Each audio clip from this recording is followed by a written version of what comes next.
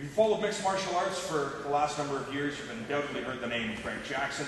He's helped develop some of the most successful mixed martial arts fighters of this generation. He's revered because of his ingenuity, his dedication to his craft, and maybe most of all, his creative spirit and his warrior mind. Greg Jackson, thank you so much for joining us. The closed notes kind of read like, parents are pacifists, long line of wrestlers, the mean streets of Albuquerque. Over that period of time, has there been one defining moment that, has sent the trajectory of your career into the stratosphere? I don't know if there's been one. I guess the defining moment was when I got talked into coaching in the first place. Remember, I never wanted to be a coach of any kind.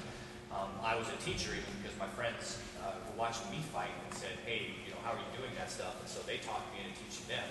And then when more and more people came, and I said, oh, okay, well, I guess this teaching thing's all right. And then they said, hey, we wanted to go to these competitions. And I was like, competitions, it's about the street.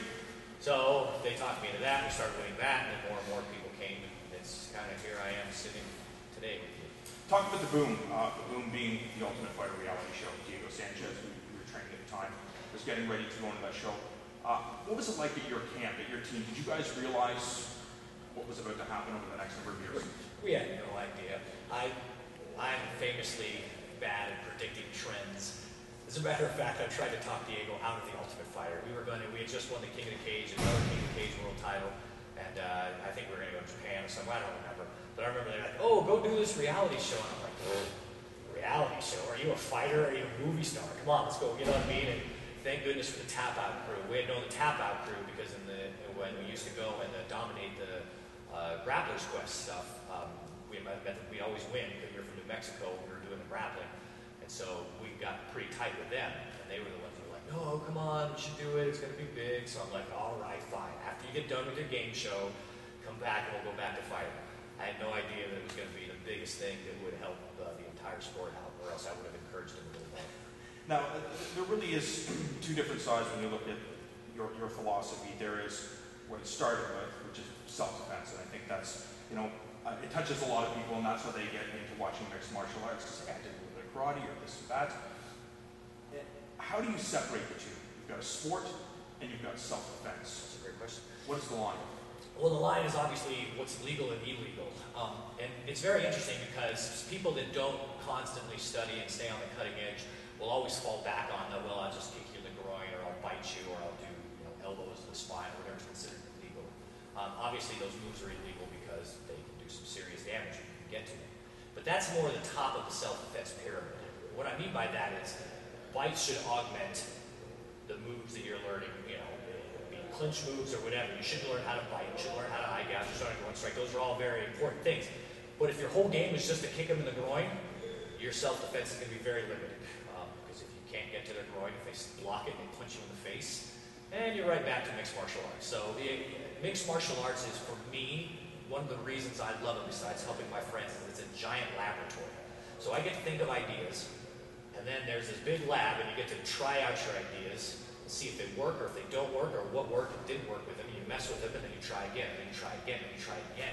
So I love that there's a UFC every week, because I'm always trying out new ideas, new stuff, real subtle stuff that a lot of people won't pick up on. Sometimes it's big stuff that people obviously see, but to me, self-defense is mixed martial arts. You just add a few more things on the top of that pyramid, but the base of that pyramid, the grappling, the wrestling, the kickboxing, is all there. John Jones, George St-Pierre, Donald Cerrone, they all call you master. Who do you call master?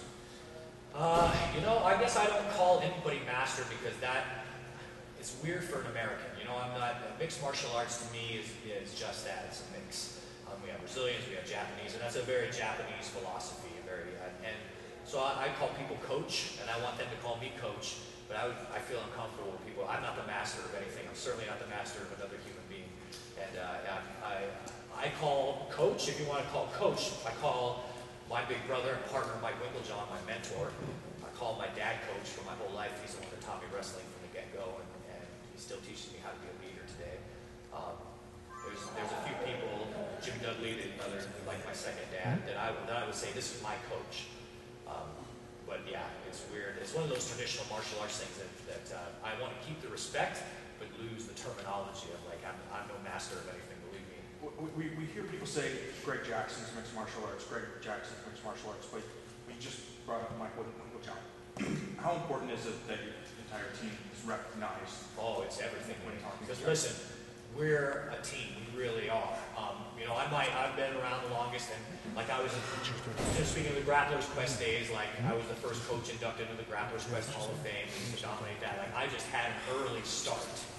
But now I'm working with all these amazing coaches that I'll consider better than I am. Mike Winklejohn is a genius. That guy is a striking genius, and he trains me like I love him to death. And it's not just him. Like in Canada, you have Firas Sahabi. That guy's phenomenal. I mean, man, I learn something from him every time, and I'm lucky I get to work with him. Phil Nurse, I don't know if you've ever seen how creative that guy is. John Danaher, an actual genius on the ground. He can philosophize with you and then tap you out. I mean, you have so many great coaches. Even on the other end, Adam Zuchek is a phenomenal trainer. That guy, he makes me laugh all day, and he knows what the hell is going on in the cage, or what the heck's going on in the cage. So he's a great trainer. So all these great coaches, from Adam Zuchek to Firas to everybody in between, I'm lucky I get to work with them. The art seems very important to you, and being creative. Do you need, is that you have to get that out? Yeah, because people want to be excited about something. You know what I mean? Like everybody does. I don't care if you pretend you're too cool or whatever. It's still, you're excited about being too cool. You're excited about being something. And for me, it's the art and the science and how it combines.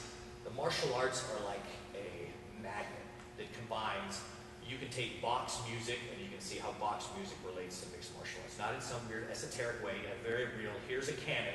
See how he flips his cannon upside down, just like we do in a Kimura off our back or on top. It's the same move, just done in version. So or the rhythm stuff, or whatever it is. Or you can see art and how Escher's art relates to what we do. Philosophy, science, David Hume's causality. You can see how not like the philosophy of not being, but no. Causality, these are patterns, and then you break patterns, and that messes with your mind. And so all of this stuff is kind of, for me, amplified and shown in the martial arts. So to show that to other people, to say, listen, here's something that's more primal than humans. Listen, if you're talking intraspecies combat, you're talking before we were human beings, and we've seen enemies go at it for territory and everything. So you're talking about ritualized combat that's older than music, older than anything. And that very old, very essence of who we are, that ritualized combat, actually has elements of everything else that makes us human beings right in the center. And so to me, that's phenomenal. If I can share that, I'm a happy camper. You've just tripped